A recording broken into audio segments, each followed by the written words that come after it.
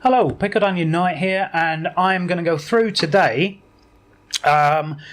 step by step how to set up a Raspberry Pi 3 for emulation station. Now, most of this guide is going to be relevant to the vast majority of people. I'm going to make it as basic as possible so that even people that aren't very tech savvy should be able to do this on their own. So who this is going to be aimed at is basically Windows users. So if you're an Apple user, sorry, I don't really know anything about how to set one of these up using an Apple. And that's about it. So you're out of luck, I'm afraid. You're going to have to go somewhere else. But this is going to be aimed at Windows users who aren't particularly tech savvy, don't want to piss around with networking, and I think I found an easy way of doing this. So this is going to be the first part is basically going to be this, the hardware, and then there'll be a bit more on the software. So I'll just describe, first of all, what I've decided to build, all the stuff I'm going to need. So first of all, I'm going to need a Raspberry Pi 3.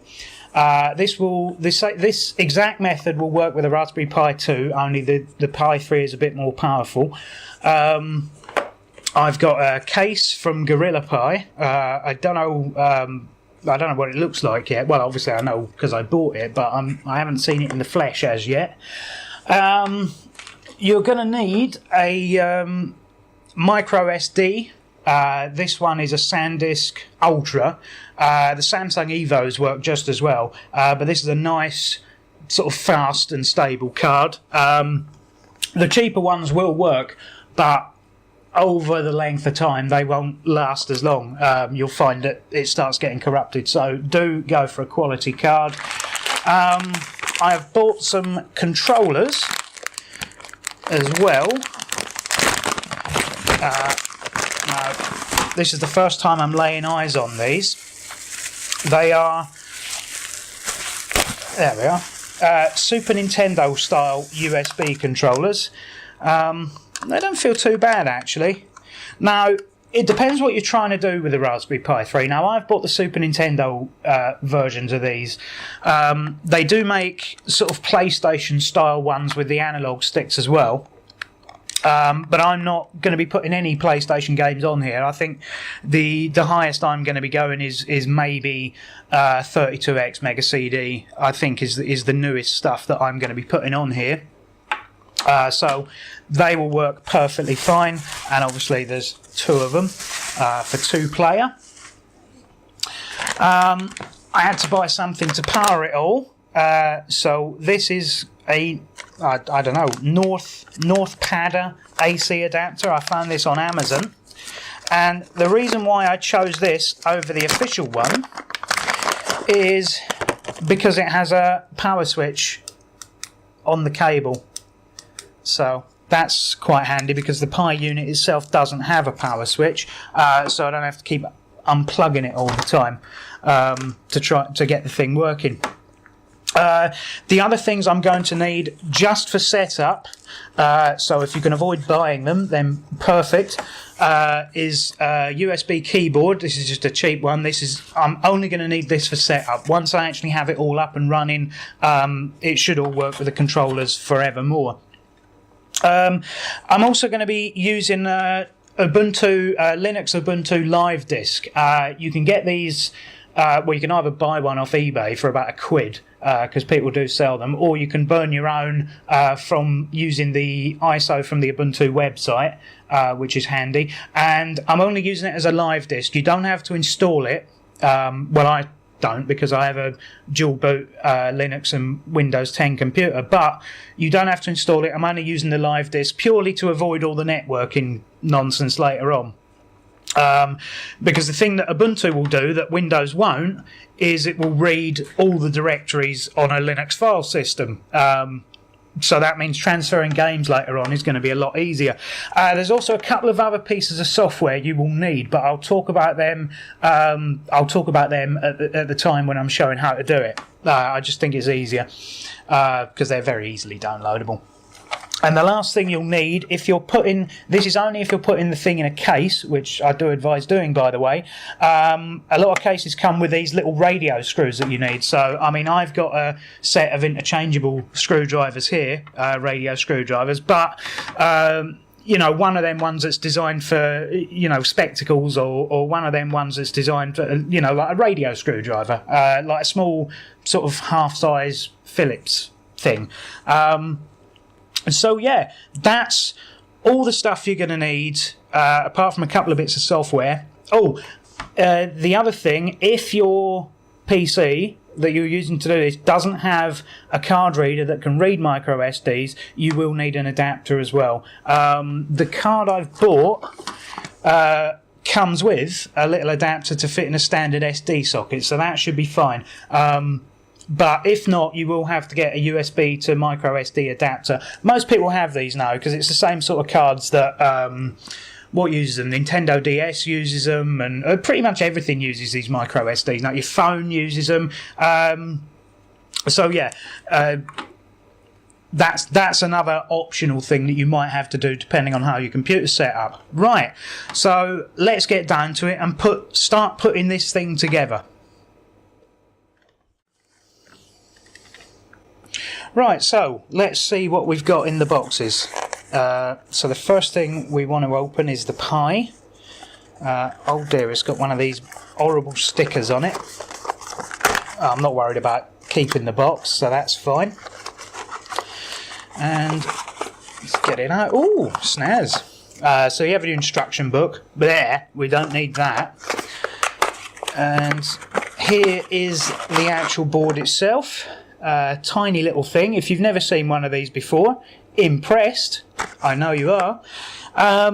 So yeah, let's get to the case and see what we've got, because I haven't used one of these cases before, but it seemed really nice, and it won't come out of the box. Bloody hell. Why? Ugh. Hang on, technical difficulties. Right, push. There we are, push from the other side. That's how to do it. So yeah, actually it doesn't, oh there are screws in it, yes. Are there? Well, I can't see them, but there's definitely screw holes. The screws are in here in a little bag, see? Oh, and there's some little stick-on feet there if you look. So why are there 5 screws? Because there's only 4 holes. Oh well, never mind. Right, so the first thing we want to do is position our Pi in the bottom end. So I'll try and do this. You might need to give it a little bit of leverage, or you might not, because a lot of these cases, they're snug, but they're snug to the point of being a pain. Oh no, this one's fine. Look, that fits in absolutely perfectly there. We have to put this end on. So, very simple. Just slot it together like that. And yeah, brilliant. So actually, I was expecting that would be more difficult. Right, so let's get the screws in. What do I need? What do I need? Where is it? Where's my little tiny Phillips? There it is. So I'm going to try doing this without losing any screws. I have a nasty habit, because I'm not overly dexterous, of every time I do in one of these things, I end up having to play hunt the screw. I can't even get the bloody bag open. I end up having to play hunt the screw for about half an hour.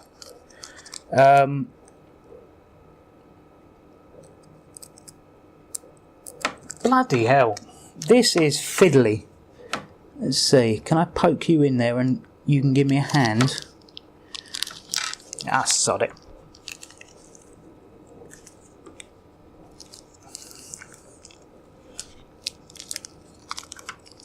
When in doubt, bite the thing off.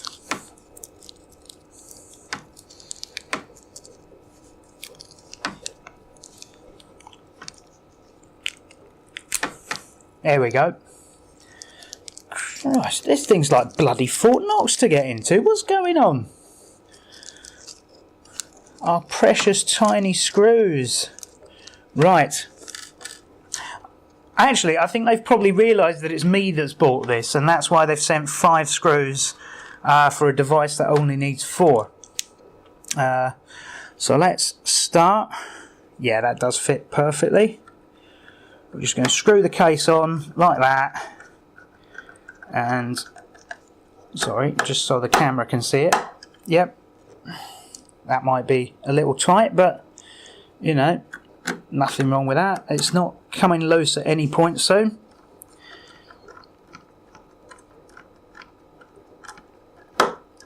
There we go.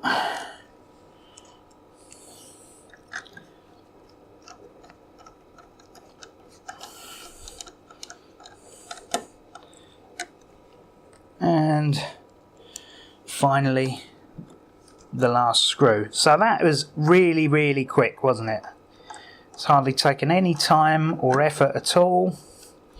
I'm not going to bother with the feet just now. I'll save them for later. Save the feet for later.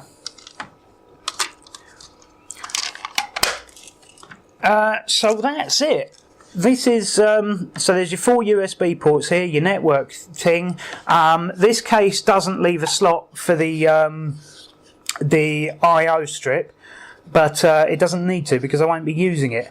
And here's your power, and you notice there's no power switch. So like I say, that's why I bought that plug with the power switch on the cable. There's your HDMI out, full size standard HDMI, and that's your that does headphones, and that also does AV out as well, but I don't know, I've never bothered using that, so it doesn't matter. And here's your card slot in the back for your SD card. Now the trouble is, once you've got it in a case like this, you probably will have to use something like a paperclip or something to because it's got a push eject. The actual Raspberry Pi's got a push eject on it, but unless you're very, very slender fingers, you might have trouble getting the card in and out. But hopefully we only have to do that a couple of times, so you know, I'm not going to need a special tool or anything to do it. Right, so that's it. That's the device physically put together. So what we'll do now is we'll head to the software part of it and the stuff that we need to do to actually get it running. Okay, so now we're in Windows and I'm ready to start setting up the Raspberry Pi 3 for games.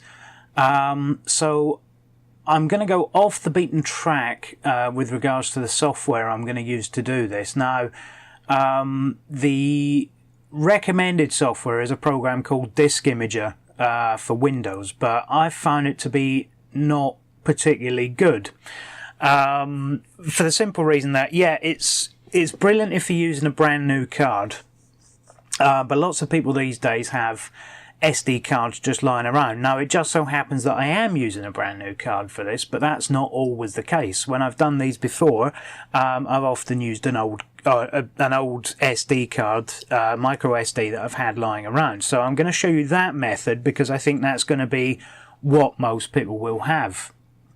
Because you know, why spend an extra £15 on a card if you've got loads of them lying around? That's my view on it anyway.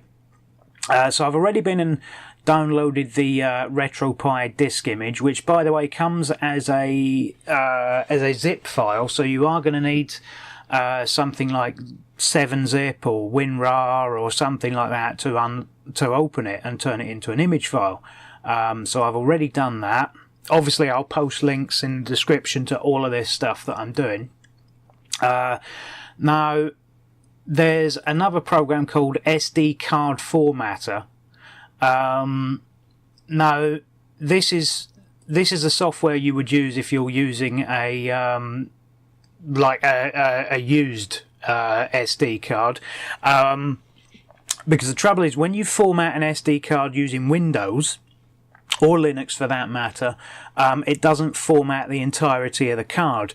It leaves a certain amount of space on there, which is to do with the way that Windows or Linux reads the partitions. So it doesn't completely format the card, whereas this program does. It will also get rid of all formatting on the card. But that's just for reference. So SD card formatter is a program to use if you're using an old card, and I'll just run the setup there just to show you what it looks like. Blah blah blah blah. Yes, I accept. Obviously I accept. Nobody reads these things. Typical install.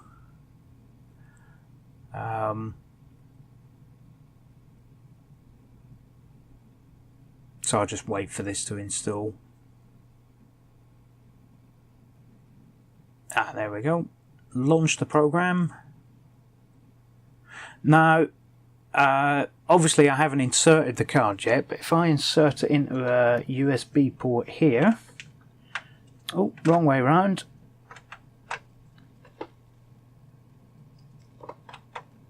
Sorry, I can't really see what I'm doing here. There we are. Then that's come up as... Well, it's the only card I've got in here, and... yeah, so that's the full capacity there, and you can either do a quick format or an overwrite format. Now, with a used card, I would definitely do an overwrite format, and it is going to take a little while. But I don't need to do that because it's a brand new card, which doesn't have anything on it. So I'm going to have to... The program I'm going to use to actually write to the card, once I've formatted it, which I don't need to do, is this one called Etcher, and this is apparently very good. Now, it's the first time I've used it.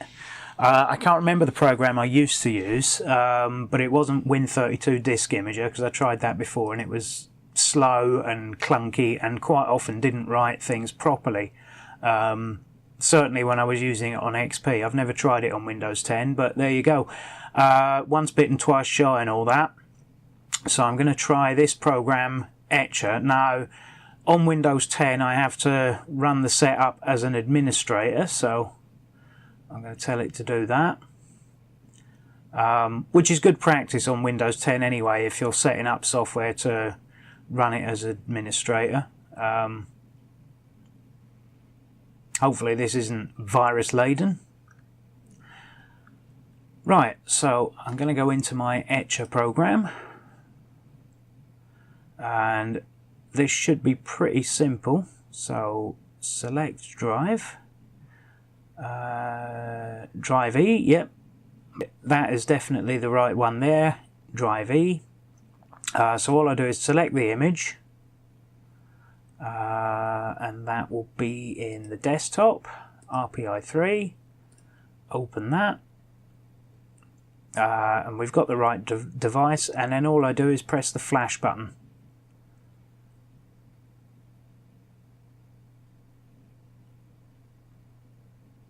So it says starting,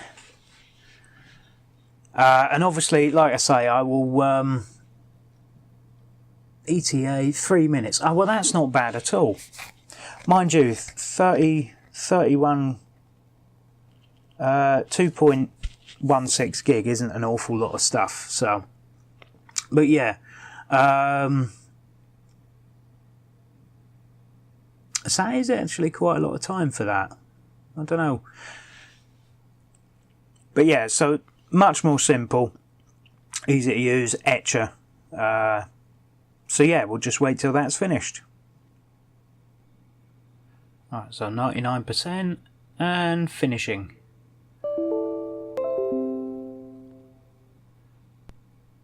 Right, validating the image now. Which is good, I didn't know it did that. Windows is asking me what I want to do with these removable drives. Nothing at the moment, I don't think. No, I don't. No, cancel that.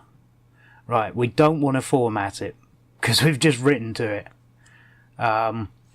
Because of the way the Raspberry Pi image is, what it's actually done, just to briefly explain, is it has partitioned the card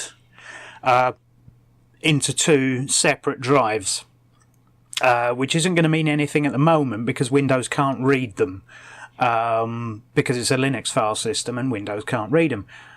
So it might come up with the odd error here or there if you try and access it. So the best advice is don't try and access the card in Windows ever again, because depending on how your Windows is set up, it might actually start writing stuff to the drive, because I've found Windows 10 for some reason likes to write things to hard drives without telling you, and then makes them inaccessible to other operating systems. You can turn this off, and in fact I have, but just be careful with that. Don't let Windows access this drive after you've done this step. Which is why I don't use Windows to do anything else after this point. This can be done on Linux, but it's a lot harder to do. You need to install various bits of software in order to do it, and it's an all-round pain in the arse, really. So I do this bit on Windows. There is a Mac way of doing this as well, but I don't know what that is. So I'll just keep talking and talking and talking while it's validating. No, I won't. I'll probably skip this bit and go right to the end.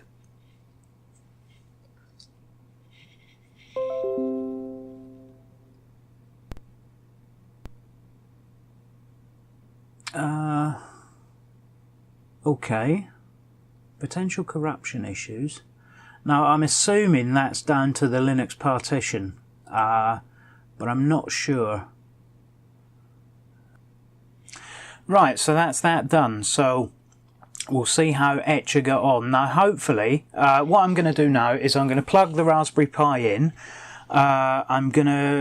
Obviously, I'm not going to plug it directly into the television as I would normally do. I'm going to route it through my recording box so I can actually show you what's going on. But I'm going to plug it all in. I'm going to plug both controllers in.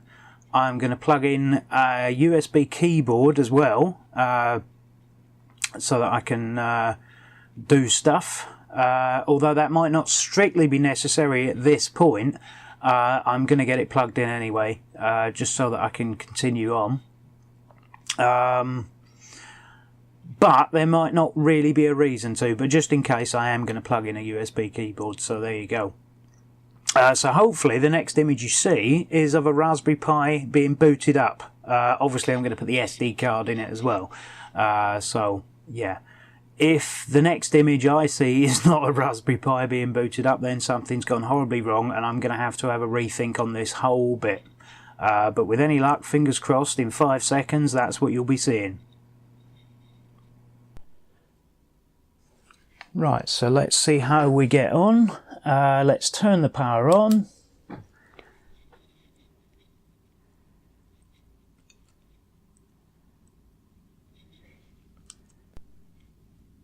Hooray! We're getting a boot screen.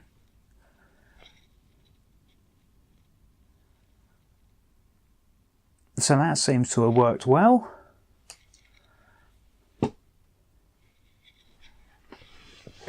Right. So the first thing, hopefully, that it asks me is to go through my joypad button preferences. What's that? Resize? Oh, right. Okay, so it's is it automatically resizing then? Oh, well, that might be one less step. Right, okay. Hold a button on your device to configure it. Right, D-pad up. Up. D-pad down. D-pad left. D-pad right. Start. Select. A, B, X, Y. Left shoulder. Right shoulder. And hold any button to skip. So we'll just hold the button down to skip through the things that we don't have, because I'm using Super Nintendo style controllers. So we just have to keep holding the button down. Does make me wonder why I didn't bother getting analog controllers, but that's see, this build isn't actually for me, and Super Nintendo controllers were part of the remit, I'm afraid. So okay, so I suppose I can press enter on the keyboard to okay that, or right. Okay, so main menu. Let's not worry about that. Right, so why isn't it moving?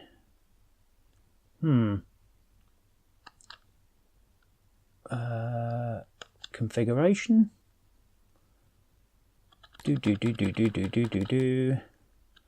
What do we want first? Raspberry config, that's it, that's what we want.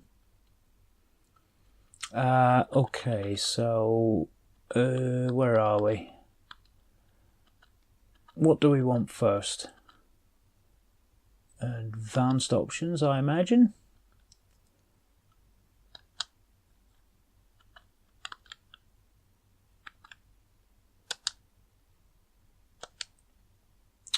Expand file system, so that ensures all the SD card. Okay, so we want that, so we press right and select. Okay, so we better reboot first of all. So finish. Would you like to reboot now? Yes.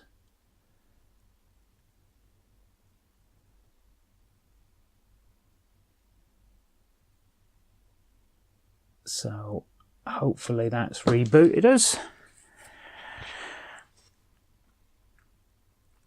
So we do want to make sure that we can use the full partition on the, what is it, a 32 gig card that's in here. We need to make sure we can use all that.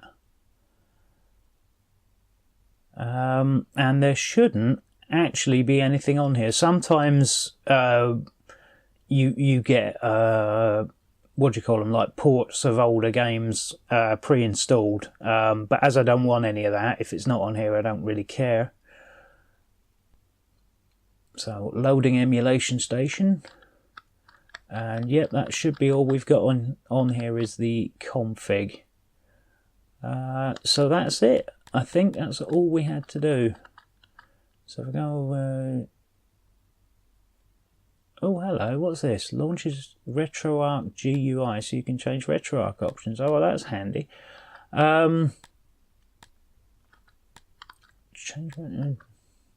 So yeah, you can fiddle with most of this till your heart's content, to be honest. What we do probably want to turn on is the Wi-Fi, although I won't need it. Actually, I'm not going to bother with that because I won't need it.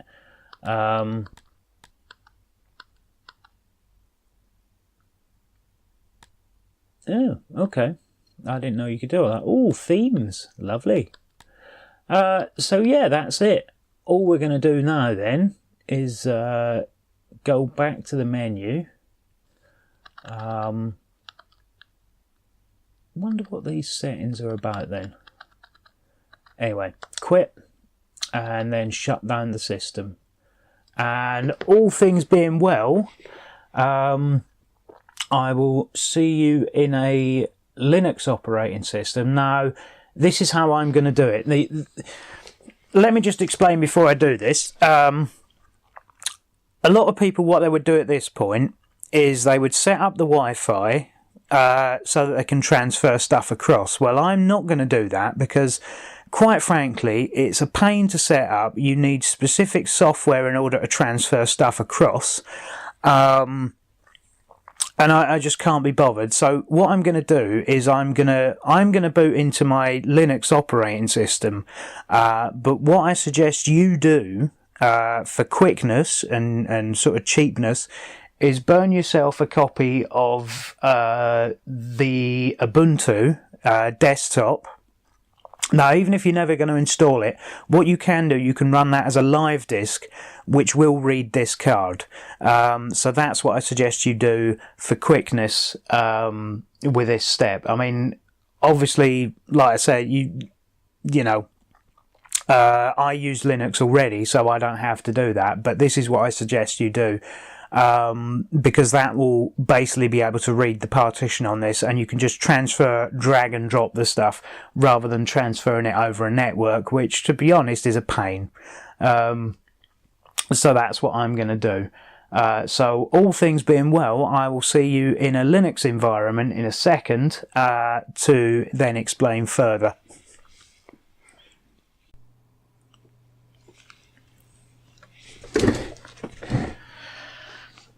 Right, now I'm here on my Linux desktop. Yours, if you're using the live disk, is obviously going to look slightly different. You're going to have less icons down the side here, but due to the way that my recording apparatus functions, you probably can't see most of them anyway. Yeah, so that took a little bit longer to boot into Linux than expected, because as I was saying a few minutes ago, what had happened was, and this is why you should never let Windows read Linux file systems, incidentally.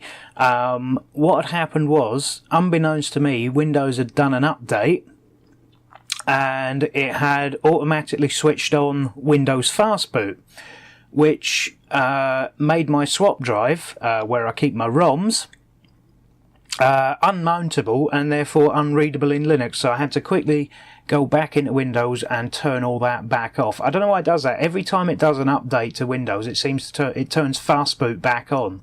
The amount of times I have to tell it not to. I don't know if there's a way to permanently disable it or not. I'll have to research that. Anyway, so this is my ROMs on my swap drive, and I'm going to put in. I've taken the card back out of the Raspberry Pi, and I'm going to just slot it into the machine here.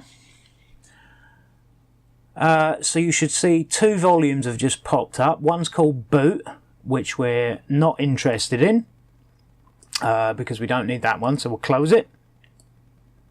The one we are interested in is this one, and I can't remember. I think is it root? No, it's not root. It is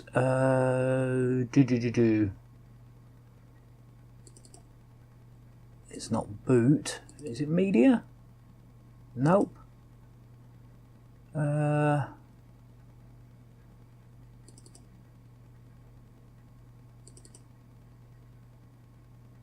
Right. Or home. Ah, there it is. Yep. Pi. Right, so the folder we're looking for is obviously RetroPie, home, then Pi, then RetroPie, then ROMs, and we can just start throwing all of them in here. So first off is Atari 2600. I've got my Atari 2600 ROMs.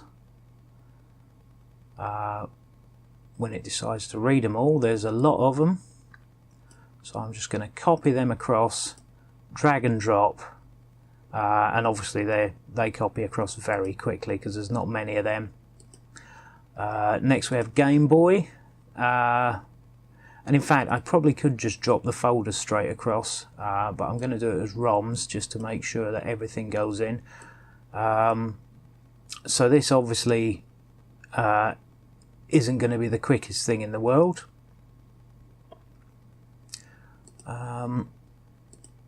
So then Game Boy Advance, which will take some time because these ROMs are far bigger than pretty much anything else. So 5 gigs there. So let's see how long that's going to take to jump across. It'll probably tell us in a minute. Oh, not too bad. Probably 2 or 3 minutes, I suppose. 40, 41. Oh, okay, it's jumping up and up.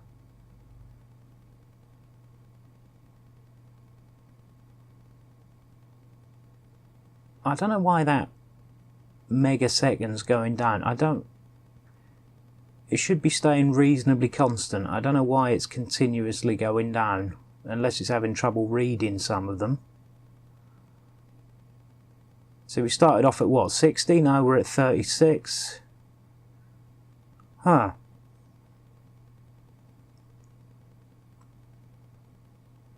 Oh, right, okay, we're at a consistent-ish... No, it's still going down. Huh. No, there's a funny thing. Anyway, I have every confidence they will drag and drop copy as they should. Even though it might take a few minutes. Okay, so that's the Game Boy Advance ones done. And that really did slow down towards the end. I'm not too sure what the score is there. So let's move on to Game Boy Color, which should obviously be much quicker. Obviously, I can't tell you where to get ROMs from, because while emulation may technically be legal, ROMs obviously are not. In any shape or form. Certainly downloading them isn't legal. What you should do to stay on the legal side of things is actually rip the ROMs off cartridges you already own. Obviously you need specialist equipment in order to do that. So yeah, let's just say for the side of legality that that's what I've done. And obviously I can't tell you how to get your own ROMs. You have to sort that bit out yourself. So what's next? Right, so we're going to do MAME. And I usually use Advanced MAME, but it's not here. So I'm guessing that I probably should use...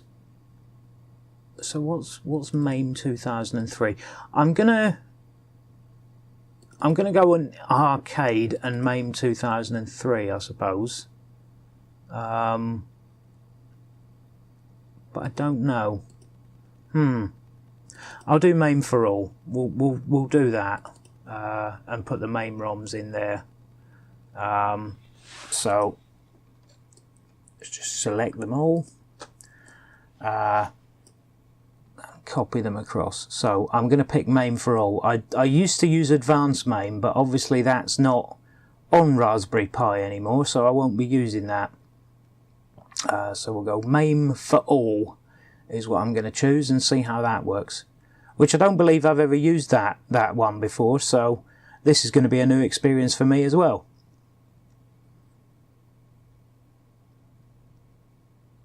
But yeah, this is...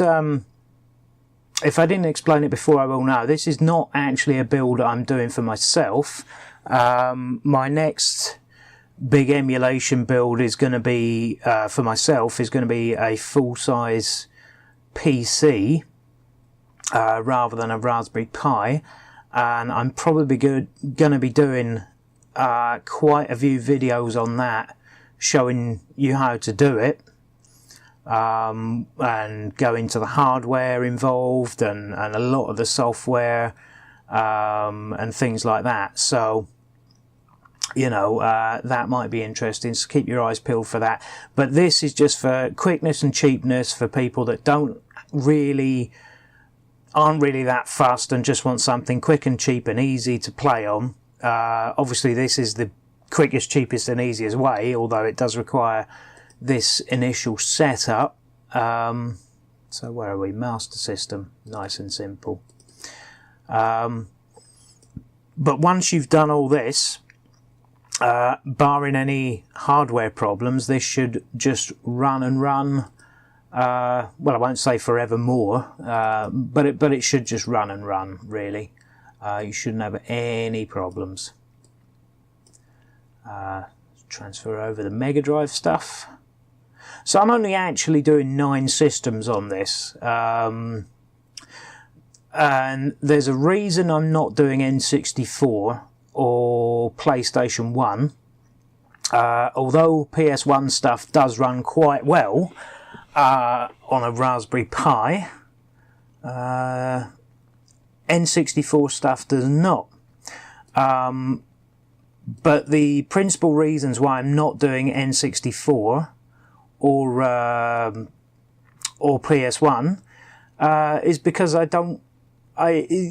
the remit for this particular console was Super Nintendo controllers, and I thought, well, you can't really play N64 games with no analog stick. There's lots of PlayStation 1 games you can't play without L2 and R2, so what's the point? So I'm not going to bother with that. Obviously, I could put on something like Final Fantasy VII, because you don't really need the R2 triggers or the R1 trigger for that. But you know, if I was doing a Raspberry Pi for myself today, I would definitely buy a PS2 style analog controller, a USB one, obviously, in order to do it. But even then, I still probably wouldn't put Nintendo 64 games on a Raspberry Pi, because they don't run well at all, really.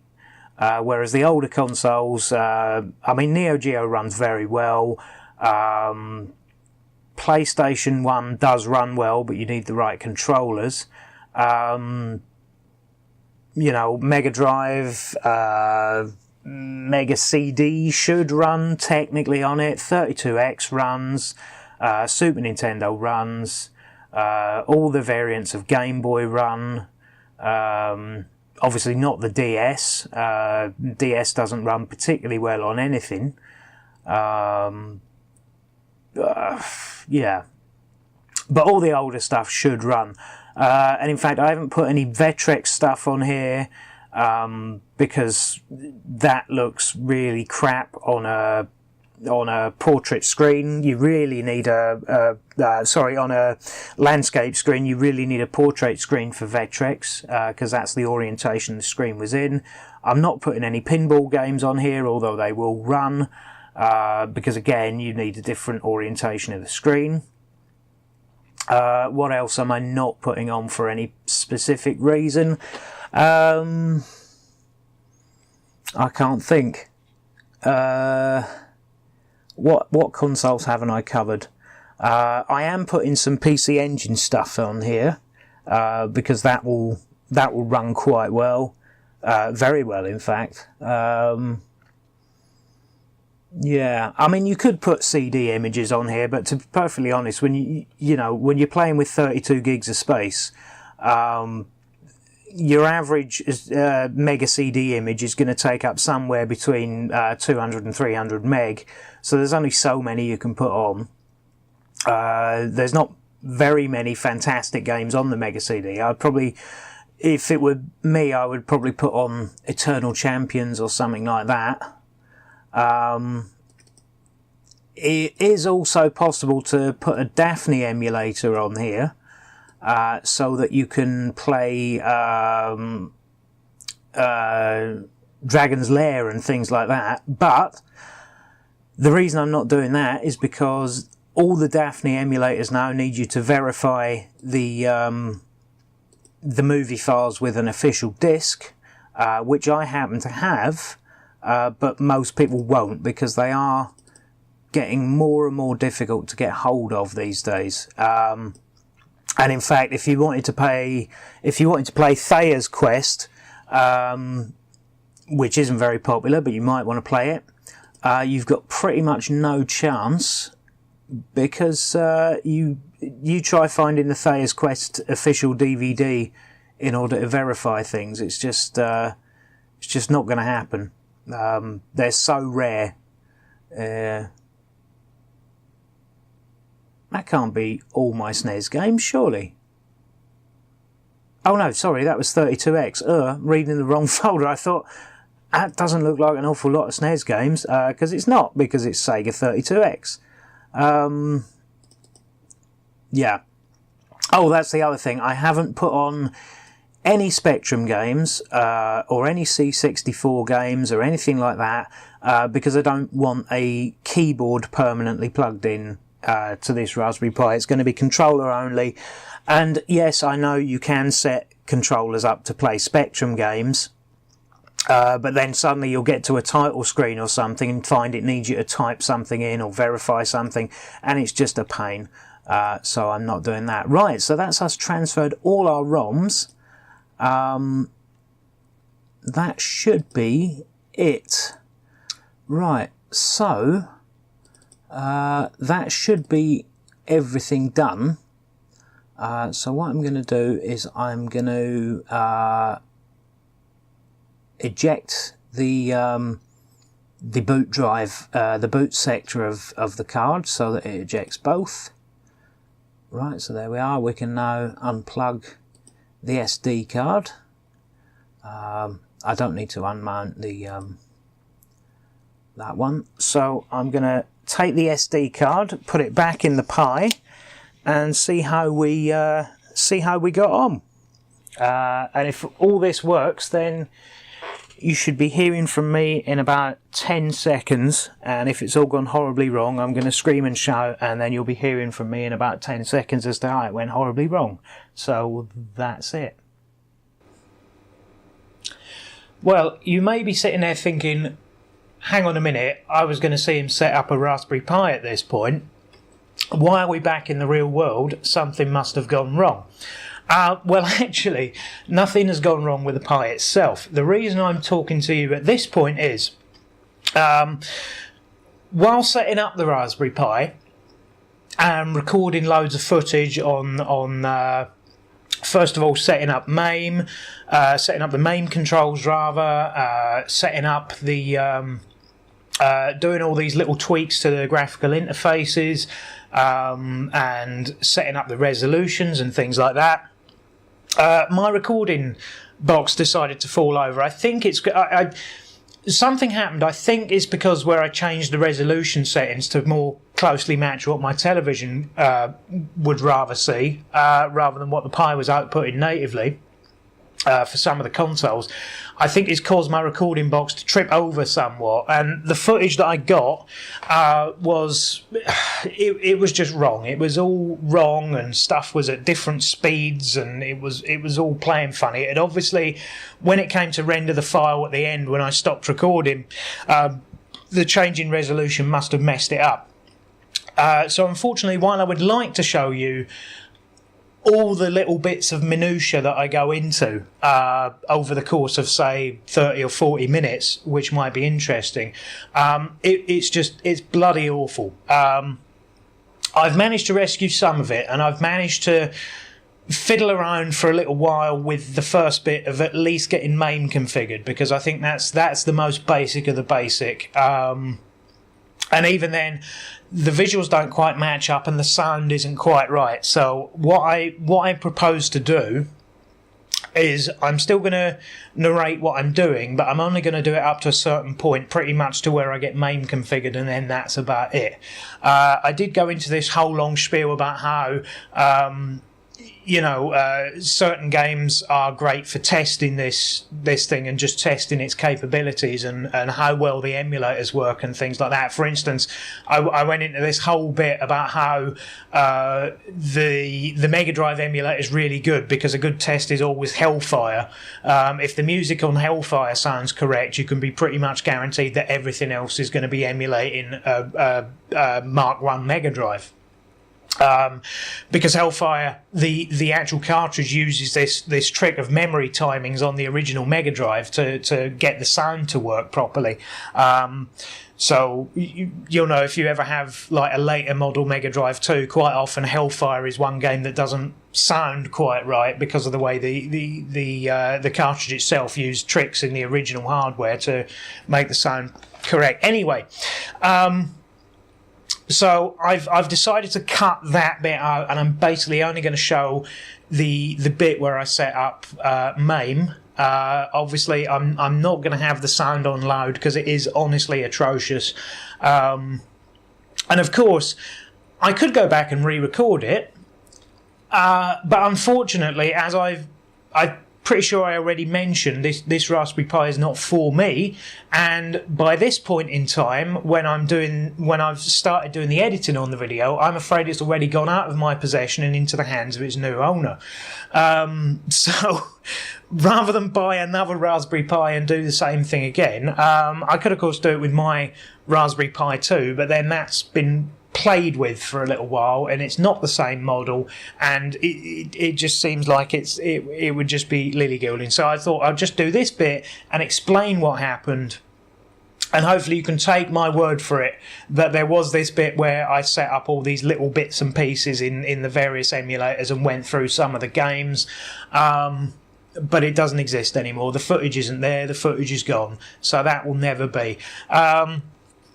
So yeah, I'm basically recording this as the same bit as I'm recording my summing up, so that is pretty much going to be straight after this bit. So I'm once I finish writing my summing up, then I will record that, which should only take me about another 10 minutes, so it will seem seamless to you, because obviously I'll transition it in a couple of seconds. But like I say, I had hoped to do this big long bit of setting up all the different things, which I'm now not going to be able to. So what I'm going to show you now is just how to set up MAME, because that's probably the most important thing that you do need to actually go into the emulator itself and set up the controls. But other than that, nothing else that I showed is particularly essential, so I'm just going to cut it completely. And so you enjoy setting up MAME, and then I'll see you back here in a couple of minutes for my summing up of the video. Okay, so it looks like it's all working. Let's hope it has.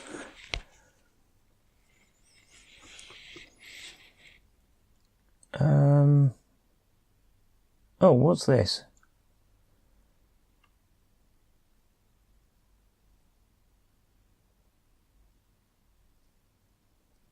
No, I hope I haven't overlooked something that I should have done, because I haven't built one of these in about a year, so I hope I haven't forgotten to do something ridiculously important. Oh well, we'll see. I don't think so. Ah, no, okay, so it seems to be working perfectly fine. So there's all the things. There's all our MAME, there's our Sega Master System, our Mega Drive, Neo Geo. Yep, okay. So right, the next thing we're going to do is go into MAME. So A to select, and we'll just pick a, we'll pick a game that we know what it should look like. So if I go, whoop, wrong one. So if I press the R button, that should go really, really fast. So we'll pick something that everybody knows. Street Fighter or something, if I can find it. Trouble with MAME is there's so many different versions of everything. Come on. Ah, right, okay. Shall we try Street Fighter Champion Edition Japan?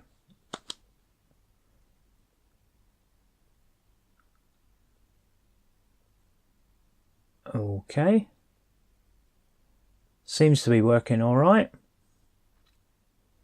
Yeah, okay, we know it's for use in Japan only.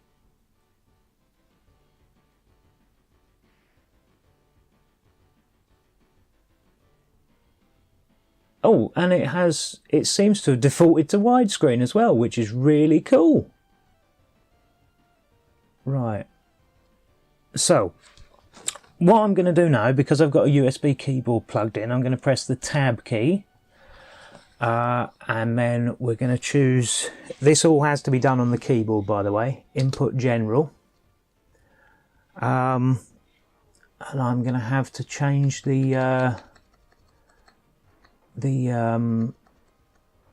right, all the buttons to suit. So one player start will be the start button. 2-player start, and I have to map out all the buttons for MAME. So that's going to be the start button on joypad 2. And because this is going to be 2 pads, so I don't have to go messing about too much. Right, we'll call that a coin 1. We'll call this one coin 2. And I'm just going to have to keep going sort of that way to sort out the controllers. Although some of them seem to have defaulted anyway, so let's just make sure. So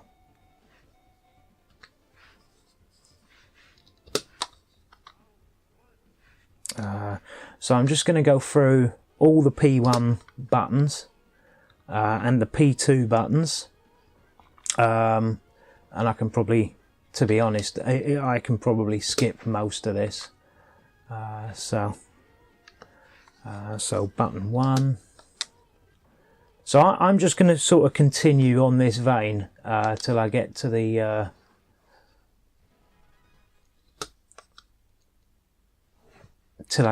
end. So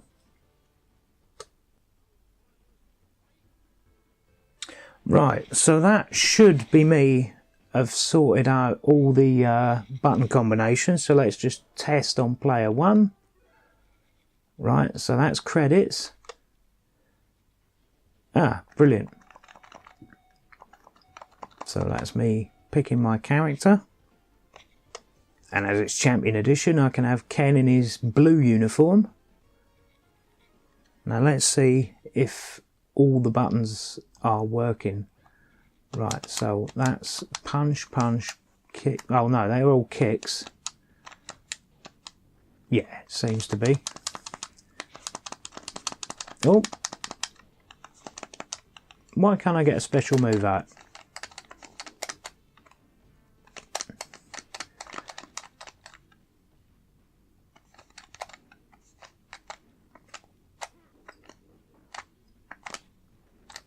I can't seem to do any hurricane kicks. What's going on? Alright, there's a Hadouken. Yeah. So these pads aren't the best quality, but then it's been a long time since I've played Street Fighter. One thing I do want to do though, is while I'm on Input General, is there should be a way to go back to the main menu, which is, or to exit, which I'll have to find. So that should be whatever escape normally is. So I have to find that, which could pause, reset game. Ah, UI cancel. That's what we're looking for.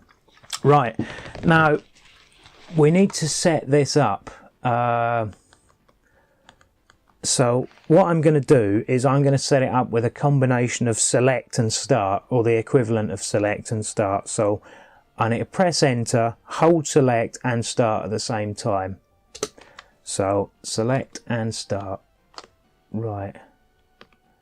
So that should do it. So if I escape out of that,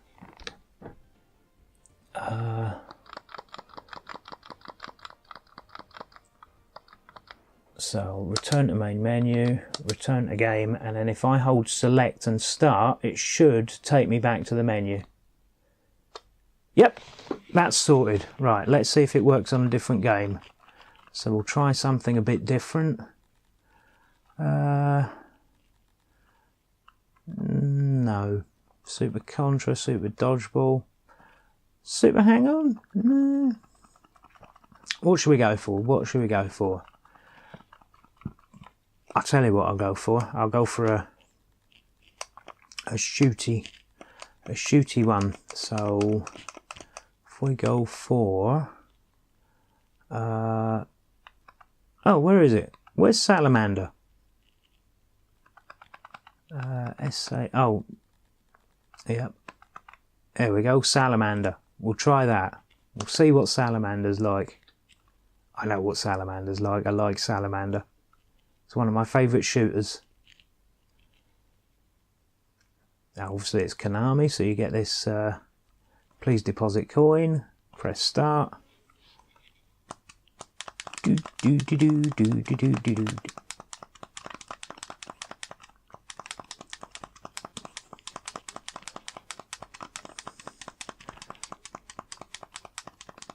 This is out of place, Salamander. There we go. Oh, it's auto-firing. I forgot that did that. I thought it was like Gradius, you had to keep pressing the fire button. Oh well, never mind. Do do do do do do do do. This takes me back to my childhood. Right, anyway, so select and start, and we're back in the menu. Right, so that's brilliant. We've got that bit sorted. So let's try. Now that we've got MAME set up, we're pretty much ready to go, if I'm honest. So this is it, the summing up. And once again, I apologise for the footage that I wasn't able to show. But let's sum up the video as a whole. Now, a Raspberry Pi is a cheap and easy way to emulate. It is the cheapest and easiest way to do things. Now, obviously, if you wanted to, in your own build, you can play with the themes, you can connect it up online, you can set the scrapers so that you've got videos and artwork and things like that. I could have done all that, but I sort of feel, well, what's the point? I mean, cheap and nasty emulation on a single board computer is supposed to be that way, and I figure I plan on doing a full PC build emulator machine, so I would save that sort of thing, the more in-depth stuff, for people that actually want to spend the time setting up an entire machine dedicated to emulation. So I will probably save that for next time. But like I say, with this build, I haven't gone for anything keyboard controlled, so that's right out the window. Had I been doing this build for myself from the beginning, it would have been probably with PlayStation 2 style controllers rather than the Super Nintendo ones that I ended up using, but that was per request, so that's the way it is. And even then, the controllers that I've ended up using are they're not the best quality. But as I was doing the machine as a favour, I didn't want to spend tons and tons of money. I mean, I could have bought, you know, the what is it, the 8-bit Do controllers or something like that. But I didn't want to spend that kind of money. So they are the cheap USB Chinese knockoffs. So I think you get out of these things what you put in. But for a Raspberry Pi build, perhaps don't spend too much on the controllers. And again, if there's a couple of tips I want to throw in as well, is that PlayStation 1 stuff obviously will work. I haven't done any on this build, but it will work, and it will work reasonably well. But I would advise buying a bigger card than 32 gigabyte. Because once you start loading PS1 games on there, I mean, Mega CD stuff and things like that, although I didn't put any of them on there either, they tend to be about 200-300 meg. If you're putting on the entire, like just the Final Fantasy series, say from Final Fantasy Origins to the end of Final Fantasy 9, you're probably talking a good 3 gigs there. So that's 10% of your card gone just in five PS1 games, and that's without anything else you've loaded on. There was an issue in the lost footage, which I haven't shown, where I forget which ROM it was. It was one of the Neo Geo ROMs that I went to test wouldn't work, and that was Soccer Brawl. Originally I thought it was an issue to do with the ROM that I'd got. Maybe it didn't copy over correctly, maybe it was corrupt. So I went and found a fresh ROM, Soccer Brawl, loaded that on, tried that, and that didn't work either. So I don't know whether the Raspberry Pi 3 in particular has an issue with, some aspect of the Soccer Brawl Neo Geo ROM. But certainly it works on my Raspberry Pi 2, so I don't know what that is. So, yeah, that was the only issue with the whole build. There was an issue with Raspberry Pi's previous, which I did mention in the lost footage again, where there were certain versions of Super Mario All-Stars that didn't work properly with regards to the controls weren't quite right for some reason. And this was a known issue with certain versions of Super Mario All-Stars on the Super Nintendo, the standalone version, not the one that comes with Mario World as well. But that seems to have been fixed, so that's fine. Other than that, I don't know how else to sum this up.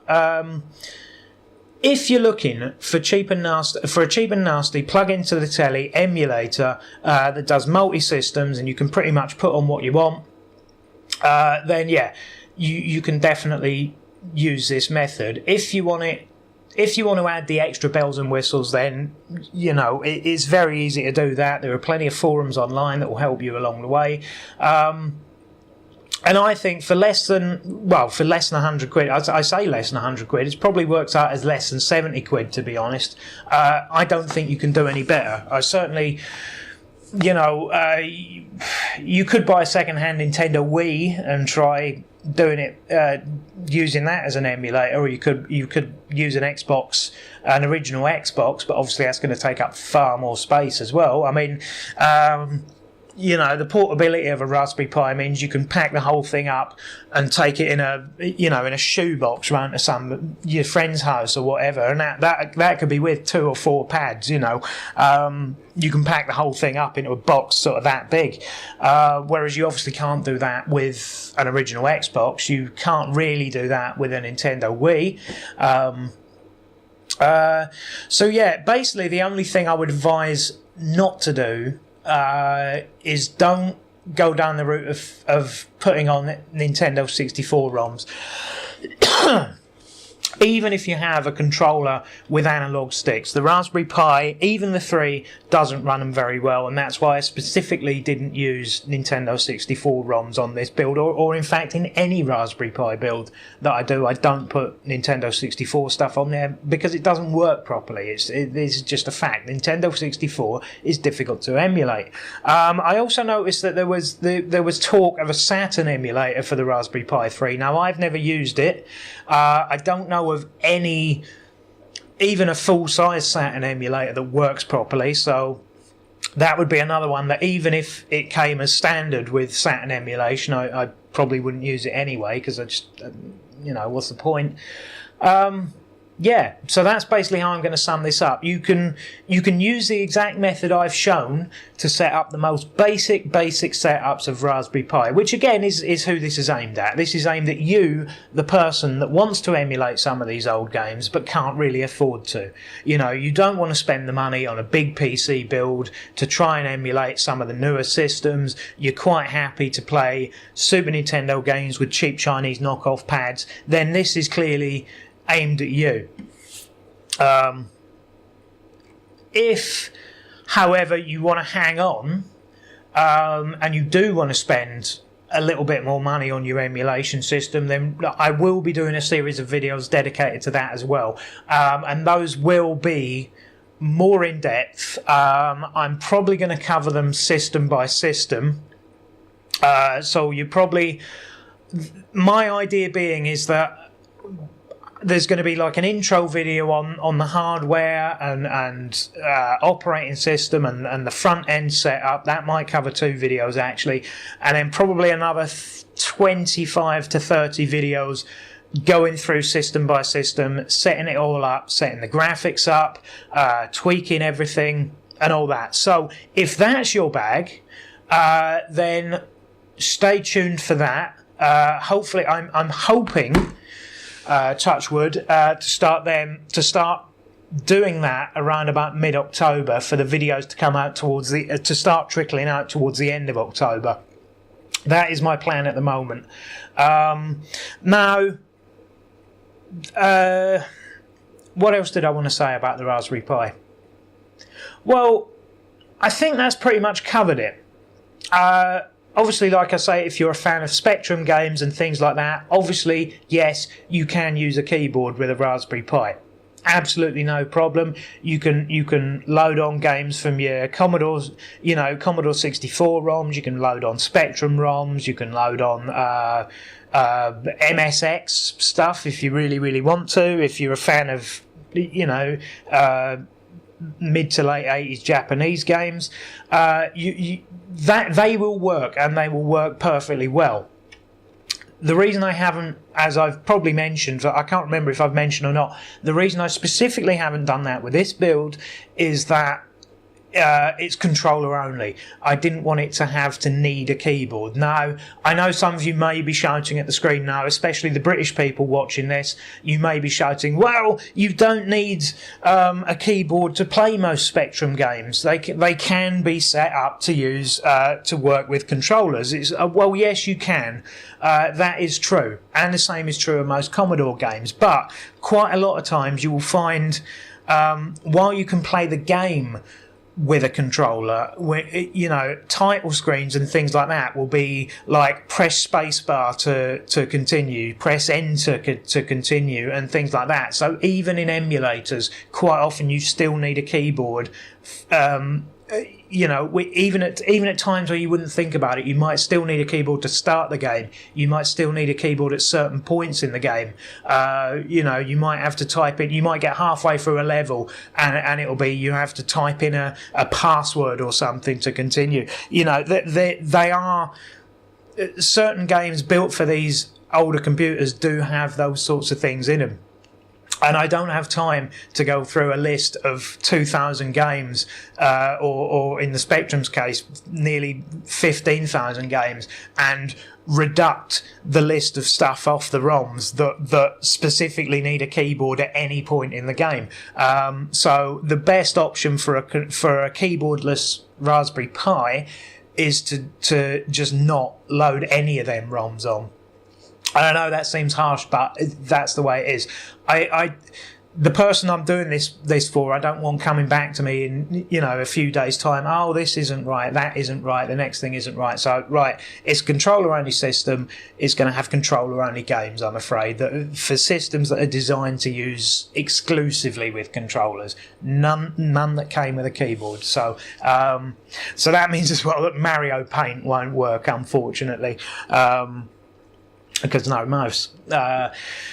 So yeah, that's pretty much all I wanted to explain about that. And like I say, if you are more into the if you're into getting a lot more from your emulators, I will be doing a series on that later on. But for now, a Raspberry Pi 3 is the cheapest, easiest, simplest way.